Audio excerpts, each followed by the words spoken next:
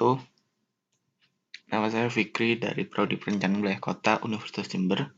Di sini saya akan menjelaskan tentang materi yang ada di analisis sumber daya dan geologi lingkungan. Di sini pertama babnya adalah konsep dasar geologi lingkungan. Geologi merupakan suatu ilmu yang mempelajari tentang bumi, yang meliputi bagian permukaan dan bawah permukaan yang ada di bumi. Lingkungan yaitu total keseluruhan dari suatu keadaan. Lingkungan sendiri meliputi kondisi fisik dan sosial budaya. Kondisi fisik berupa bentuk lahan, udara, air, dan gas. Sedangkan sosial budaya meliputi etika, ekonomi, estetika, dan kenyamanan. 7. Konsep geologi lingkungan. Dalam ilmu geologi lingkungan tidak pernah terlepas dari pemahaman mengenai bumi beserta isi dan aktivitasnya. Terdapat 7 konsep geologi lingkungan yang perlu dipahami oleh planner dalam perencanaan suatu wilayah. Secara umum konsepnya begini. Konsep pertama, menjelaskan bahwa bumi pada dasarnya merupakan sistem tertutup.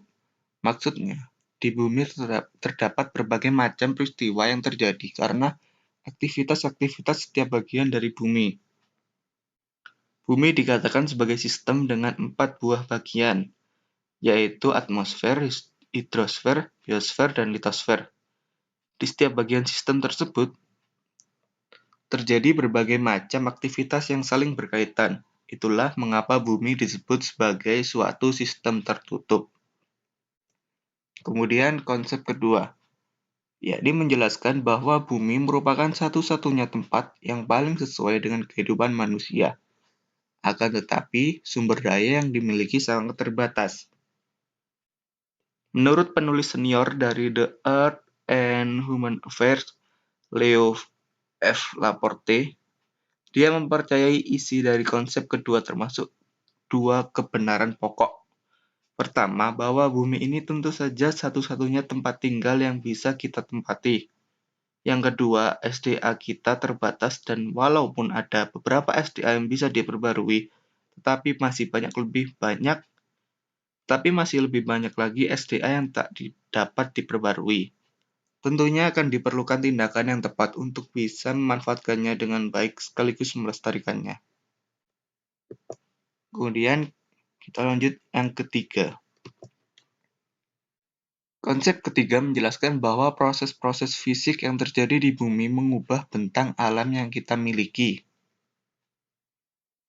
Nah, konsep ini memberikan kita suatu pengetahuan tentang sejarah geologi mengenai proses yang telah terbentuk pada masa lalu yang saat ini kita masih bisa lihat hasil dari proses-proses itu.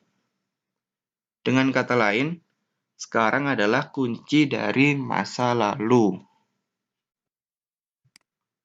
Kemudian konsep keempat, yakni menjelaskan tentang banyak proses alam yang terjadi di bumi yang membahayakan umat manusia. Sebagai contoh, aktivitas gunung berapi, tsunami, erosi, longsor, gempa bumi, dan lain sebagainya. Semua bencana itu merupakan dampak dari proses-proses yang terjadi di bumi, karena bumi merupakan suatu sistem yang terus bergerak. Dan kita sebagai manusia yang tinggal di bumi harus bisa mengenali bencana alam dan menghindarinya sebisa mungkin. Juga kita berkewajiban untuk merawatnya serta menggunakan potensi yang dimiliki bumi secara cepat, tepat, dan bertanggung jawab. Kemudian kita beralih ke konsep yang kelima. Konsep kelima menjelaskan tentang perencanaan penggunaan lahan dan pengairan harus berusaha memperhatikan keseimbangan antara pertimbangan segi ekonomi dan dari segi yang lain seperti estetika. Dewasa ini pertimbangan sumber daya alam dan evaluasi keindahan sebuah kawasan sebelum dilakukannya pembangunan menjadi bagian penting dalam teori environmental impact atau dampak lingkungan. Kemudian konsep keenam. Konsep keenam menjelaskan tentang dampak dari penggunaan lahan yang cenderung bertumpuk. Kemudian yang terakhir yakni konsep yang ketujuh. Konsep ketujuh yang menjelaskan tentang komponen fundamental lingkungan merupakan faktor geologi dan pemahaman tentang lingkungan yang memerlukan beberapa pendekatan melalui ilmu-ilmu kebumian dan disiplin ilmu yang lain yang berhubungan. Terdapat perbedaan dalam mempertimbangkan suatu pembangunan sebuah wilayah yang dapat digolongkan menjadi 3 kategori, yaitu fisik, biologis, dan fungsi kedayagunaan. Faktor fisik yaitu pertimbangan keadaan geografis, proses hidrologi, tipe batuan dan tanah, dan klimatologi. Faktor keadaan biologis atau proses spasial, analisis terhadap informasi. Faktor fungsi kedayagunaan yaitu kegunaan lahan, estetika, keterkaitan antara aktivitas manusia dengan faktor fisik dan biologis, dan peraturan yang mengatur lingkungan. Itu tadi adalah 7 konsep yang ada di geologi lingkungan. Kemudian kita beralih ke bab selanjutnya yaitu geologi pada permukaan tanah. Geologi pada permukaan tanah. Pertama ada pengertian lahan. Tanah adalah bagian kerak bumi yang tersusun atas mineral dan bahan organik. Tanah juga menjadi habitat bagi makhluk mikroorganisme. Bagi sebagian besar hewan darat, tanah menjadi tempat untuk hidup dan bergerak. Komposisi tanah berbeda-beda pada satu lokasi dengan lokasi yang lain. Air dan udara merupakan bagian dari tanah. Ini merupakan struktur tanah dari atas sampai bawah. Kita lihat struktur tanah itu gimana. Pertama, tanah lapisan atas berwarna gelap dan kehitam-hitaman. Tebalnya antara 10-30 cm. Lapisan ini merupakan lapisan tersubur karena adanya bunga tanah atau humus. Lapisan tanah atas atau topsoil merupakan bagian optimum untuk kehidupan tumbuh-tumbuhan. Semua komponen-komponen tanah terdapat di lapisan ini, yaitu mineral 45%, bahan organik 5%, air antara 20-30%, dan udara dalam tanah antara 20-30%. Jadi di atas itu banyak air dan mineral yang terkandung di dalamnya, sehingga banyak tumbuh-tumbuhan yang hidup dan berkembang biak di sana. Kemudian tanah lapisan bawah, warnanya lebih cerah dan lebih padat daripada tanah lapisan atas. Lapisan tanah ini tebalnya antara 50-60 cm, lebih tebal dari lapisan tanah atas. Sering disebut tanah cadas atau tanah keras. Di lapisan tanah ini kegiatan jasad hidup mulai berkurang. Itu tanahnya lebih cerah dan tidak ada makhluk hidup yang berkembang biak di sana. Kemudian batuan induk. Batuan induk merupakan batuan asal dari tanah. Lapisan tanah ini warnanya kemerah-merahan atau kelabu keputih-putihan. Lapisan itu dapat pecah dan diubah dengan mudah, tapi sukar ditembus akar. Di lereng-lereng gunung, lapisan itu sering terlihat jelas karena lapisan atasnya telah hanyut oleh air hujan. Semakin ke dalam, lapisan ini merupakan batuan pejal yang belum mengalami proses pemecahan. Pada lapisan ini tumbuhan jarang bisa hidup. Oke, kemudian kita lanjut ke macam-macam tanah yang ada di Indonesia.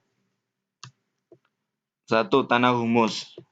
Tanah humus adalah tanah yang sangat subur, terbentuk dari lapukan daun dan batang pohon di hutan hujan tropis yang lebat. Kedua, ada tanah pasir. Tanah pasir adalah tanah yang bersifat kurang baik bagi pertanian, yang terbentuk dari batuan beku serta batuan sedimen yang memiliki butir kasar dan berkerikil. Ketiga, ada tanah aluvial atau tanah endapan. Tanah aluvial adalah tanah yang dibentuk dari lumpur sungai yang mengendap di dataran rendah yang memiliki sifat tanah yang subur dan cocok untuk lahan pertanian. Kemudian ada tanah pozolit. Tanah pozolit adalah tanah subur yang umumnya berada di pegunungan dengan curah hujan yang tinggi dan bersuhu rendah ataupun bersuhu dingin. 5. Ada tanah vulkanik atau tanah gunung berapi. Tanah vulkanis adalah tanah yang terbentuk dari lapukan materi letusan gunung berapi yang subur, mengandung zat hara yang tinggi. Jenis tanah vulkanik dapat dijumpai di sekitar gunung berapi. Kemudian ada tanah laterit. Tanah laterit adalah tanah tidak subur yang tadinya subur dan kaya akan unsur-unsur hara. Namun unsur hara tersebut hilang karena larut dibawa oleh air hujan yang tinggi. Contohnya ada di Kalimantan Barat dan Lampung. 7. Tanah Mediteran atau yang biasa disebut juga tanah kapur. Tanah kapur ini adalah tanah sifatnya tidak subur yang terbentuk dari pelapukan batuan yang kapur. Contohnya ada di Nusa Tenggara, Maluku, Jawa Tengah, dan Jawa Timur. Kemudian yang ke-8 ada tanah gambut atau tanah organosol. Tanah organosol adalah jenis tanah yang kurang subur untuk bercocok tanam yang merupakan hasil bentukan pelapukan tumbuhan rawa. Contohnya ada di rawa Kalimantan, Papua, dan Sumatera. Kemudian kita beralih ke jenis-jenis tanah. 1. Ada tanah vulkanis, dan di situ ada tanah andosol. Proses terbentuknya yaitu dari abu vulkanis yang telah mengalami proses pelapukan. Persebarannya ada di Sumatera, Jawa, Bali, Lombok, Halmahera, Nusa Tenggara Barat, dan Sulawesi. Ciri-ciri tanah ini warnanya kelabu hingga kuning, peka terhadap erosi, dan sangat subur. Pemanfaatannya bisa sebagai lahan pertanian, perkebunan, hutan pinus, atau cemara. Kemudian ada tanah regosol. Proses terbentuknya yaitu dari endapan abu vulkanis baru yang memiliki butir kasar. Persebarannya ada di lereng gunung berapi, pantai dan bukit pasir, pantai yang meliputi Pulau Sumatera, Jawa, hingga Nusa Tenggara. Ciri-ciri tanah tersebut yaitu berbutir kasar, berwarna kelabu hingga kuning, dan kadar bahan organik terendah. Manfaatannya untuk pertanian padi, palawija, tebu, dan kelapa. Kemudian lanjut ada tanah aluvial atau tanah endapan. Proses terbentuknya tanah hasil erosi, lumpur dan pasir halus di daerah-daerah dataran rendah. Persebarannya ada di Sumatera, Jawa bagian utara, Halmahera, Kalimantan Barat, Kalimantan Selatan, Sulawesi, dan Papua bagian selatan. Tanah aluvial sendiri ciri-cirinya yaitu warnanya kelabu dan pekat terhadap erosi. Pemanfaatannya sebagai lahan pertanian sawah dan palawija. Kemudian yang kedua ada golongan tanah organosol yang terdiri dari tanah humus. Proses terbentuknya yaitu dari hasil pembusukan bahan-bahan organik. Persebarannya ada di Lampung hingga Sulawesi Tenggara. Ciri-ciri tanah humus sendiri yaitu warna kehitaman, mudah basah, mengandung bahan organik, dan sangat subur. Pemanfaatannya biasanya sebagai lahan-lahan pertanian. Ya, lanjut yaitu ada tanah gambut. Proses terbentuknya dari hasil pembusukan tumbuhan atau bahan organik di daerah yang selalu tergenang air atau rawa-rawa. Persebarannya ada di pantai-pantai Sumatera, Kalimantan, Sulawesi, Halmahera, Seram, Papua, dan pantai selatan. Oh iya, tanah gambut sendiri ciri-cirinya bersifat sangat asam, unsur hara rendah sehingga tidak subur. Pemanfaatannya untuk pertanian pasang surut biasanya. Kemudian ada tanah litosol atau tanah berbatu-batu. Proses terbentuknya yaitu dari pelapukan batuan beku dan sedimen yang masih baru atau belum sempurna sehingga butirannya besar dan kasar. Persebarannya jadi ada di Jawa Tengah, Jawa Timur, Madura, Nusa Tenggara, Maluku, Sulawesi, dan Sumatera. Ciri-cirinya tekstur tanahnya beraneka ragam dan pada umumnya berbasir, tak bertekstur, warna kandungan batu, kerikil, dan kesuburannya bervariasi. Kemudian lanjut, ada tanah podzol. Proses terbentuknya yaitu di daerah yang memiliki suhu rendah dan curah hujan tinggi. Persebarannya ada di Kalimantan Tengah, Sumatera Utara, dan Papua. Pemanfaatannya biasanya untuk pertanian palawija. Oke, lanjut ada tanah laterit. Proses terbentuknya yaitu tanah yang tercuci air hujan sehingga unsur hara telah hilang meresap dan mengalir ke dalam tanah. Persebarannya ada di Kalimantan Barat, Lampung, Banten, dan Sulawesi Tenggara. Tanah ini ciri-cirinya yaitu warnanya coklat kemerah-merahan dan tidak subur. Kemudian ada tanah merger. Proses terbentuknya dari hasil campuran pelarutan kapur, pasir, dan tanah liat karena peristiwa air hujan. Persebarannya sendiri ada di Yogyakarta, Priangan Selatan di Jawa Barat, Pegunungan Kendeng di Jawa Tengah, ada juga di Kediri, Madiun, dan Nusa Tenggara. Tanah ini pemanfaatannya biasanya untuk hutan jati.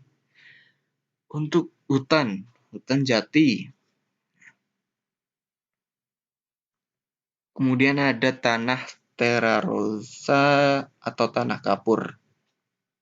Ini ada tanah renzina dan tanah mediteren. Tanah renzina ini proses terbentuknya yaitu dari pelapukan batuan kapur di daerah yang memiliki curah hujan tinggi. Persebarannya ada di Gunung Kidul dan Yogyakarta. Ciri-cirinya warna putih sampai hitam dan miskin unsur hara. Kemudian tanah mediteren yaitu proses terbentuknya hasil pelapukan batuan kapur keras dan sedimen. Persebarannya ada di pegunungan Jawa Timur, Nusa Tenggara, Jawa Tengah, Sulawesi, Maluku, dan Sumatera. Biasanya untuk pertanian tegalan dan hutan jati. Terima kasih atas perhatiannya. Sekian presentasi dari saya. Assalamualaikum warahmatullahi wabarakatuh. Sampai jumpa lagi.